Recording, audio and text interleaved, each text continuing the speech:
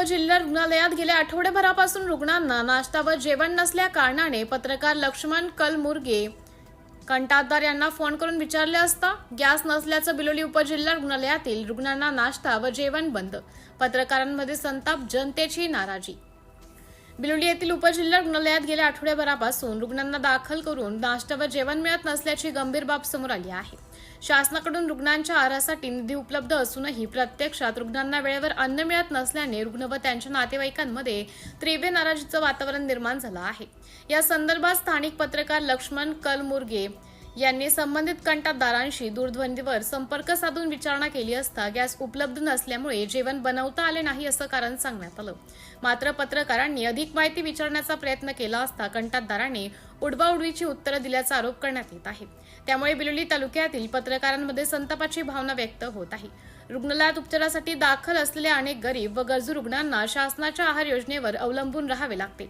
अशा परिस्थितीत सलग अनेक वेळा नाश्ता व जेवण बंद राहणे ही अत्यंत गंभीर बाब मानली जात आहे. काही रुग्णांच्या नातेवाईकांना बाहेरून अन्न आणावे लागत असल्याने आर्थिक भार वाढत असल्याचंही सांगितलं जात आहे. या प्रकारामुळे रुग्णालयातील प्रशासनाच्या कार्यपद्धतीवर प्रश्नचिन्ह निर्माण झाले असून संबंधित कंटाळदारांवर कारवाई करावी तसेच रुग्णांना तात्काळ नियमित आहार व्यवस्था उपलब्ध करून द्यावी अशी मागणी नागरिकांकडून केली जात आहे.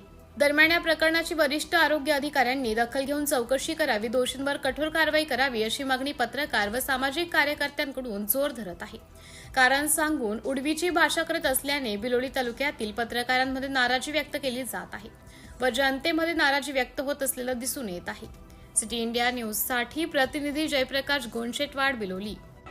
नमस्कार, मी लक्ष्मीकांत कलमुर्गे, बिलोली, पत्रकार तथा सामाजिक कार्यकर्ता म्हणून काम करत असतो बिलोली शहरामध्ये.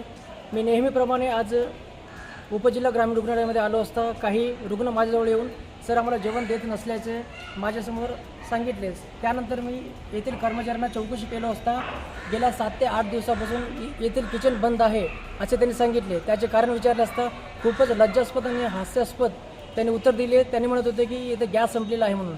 म्हणजे गॅस संपला की यांची माणुसकी संपली यावरून आपल्याला स्पष्ट कळते. जवळपास 7 ते 8 दिवसापासून साधारणतः अंदाजे 40 ते 50 रुग्णांना इथे जेवण दिले गेले नाही. त्या संदर्भात कंत्राटदारांना फोन केला असता मी 1 ते 1.5 महिन्यानंतर येणार आहे आणि उद्यापासून चालू करतो म्हणून फोन लगेच कट केलेला आहे. त्याचबरोबर येथे उपजिल्हा ग्रामीण रुग्णालय असूनसुद्धा याचे अनेक गोष्टींची वानवा आहे.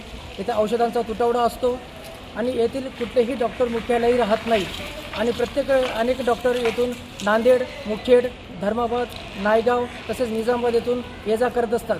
त्याचबरोबर इथे मुख्यालय राहत नसतानासुद्धा HRA घेतात आणि त्याचबरोबर नॉन प्रॅक्टिस अलाउन्स घेऊनसुद्धा आपले खाजगी व्यवसाय करतात.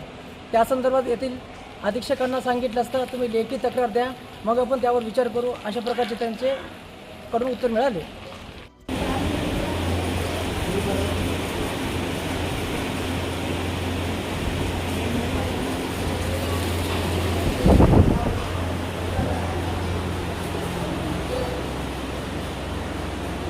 तुम्ही किती दिवस ॲडमिट आहे? किती दिवस झाले? आजच आले का? बरं. सकाळी जेवण दिलं होतं का? चहा नाश्ता काही नाही? इथलं सरकार दवाखान्यातल्या काही दिलं नाही ना?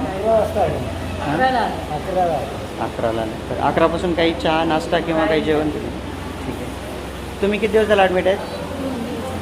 2 दिवस. 5 वाजता झाले का? बरं. रात्रीचं जेवण दिलं का सरकार दवाखान्यावाले? नाही ना? सकाळचं पण दिलं नाही. दुपारी चहा नाश्ता काहीच दिलं नाही.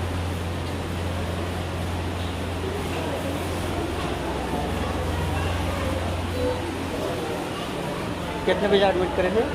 12 बजे तक. 12 बजे. दोपहर से नाश्ता पानी कुछ दिए सरकार दवाखाने? खाया नहीं खाया. यहाँ पे दिए कि कुछ सरकार नहीं दवाखाने दिए. नहीं दिए ना? हम बाद में आए. ठीक.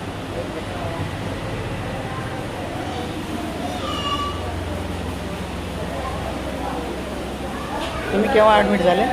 2 वाजता. बरं. ठीक.